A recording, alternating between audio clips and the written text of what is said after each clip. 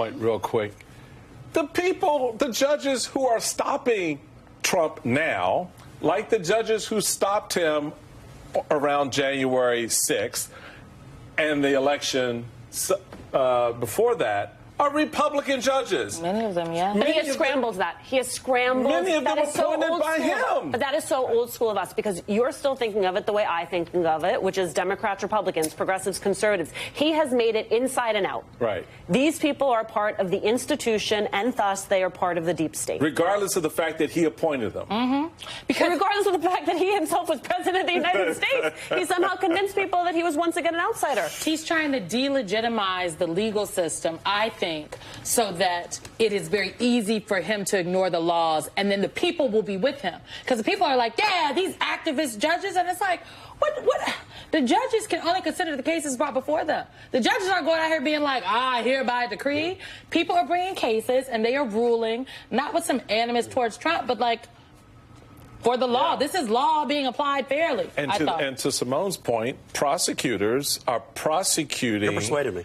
Well, we like to violently agree. Right. I agree with everything you're saying. But they're prosecuting because elements of a crime have been brought in front of them, and they, by order of their sworn oath, follow the crime. Right. And if the crime happens to lead to your death, Donald Trump, because of something you did, that's not political, that's not personal. That's just the way the system works for every other brother and sister out here on the street. The way I look at it is Donald Trump is a criminal sociopath.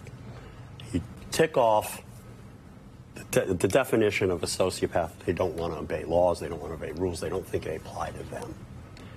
And Donald Trump has no moral conscience and no empathy.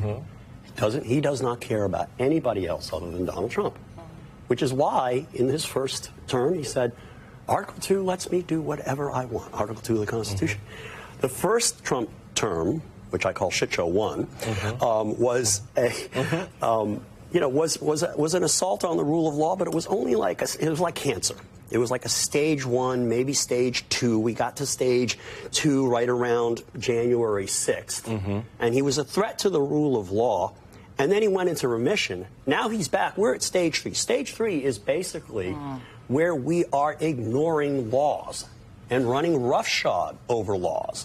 I mean, they're basically refusing to spend money appropriated by Congress, which is against the law. The law requires the president to spend money. The president can't not spend the money that's been allocated for particular subjects. And you've got this guy who's not been appointed lawfully under the Constitution. Let's talk about that. Musk. And so that's stage 3. Stage 4 is going to be, well, these courts are telling me not to obey orders. Why should I? I don't want to obey the law, so why am I obeying the courts? And stage 4 is metastasis.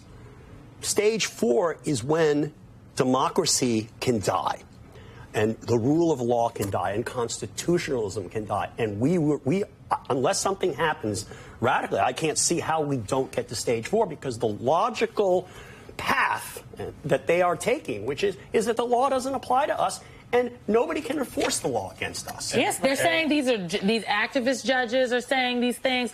We can't take the judges seriously. They literally are like, by they I'm talking about J.D. Vance, Donald Trump himself, Elon Musk, are saying, since when can a judge tell the president what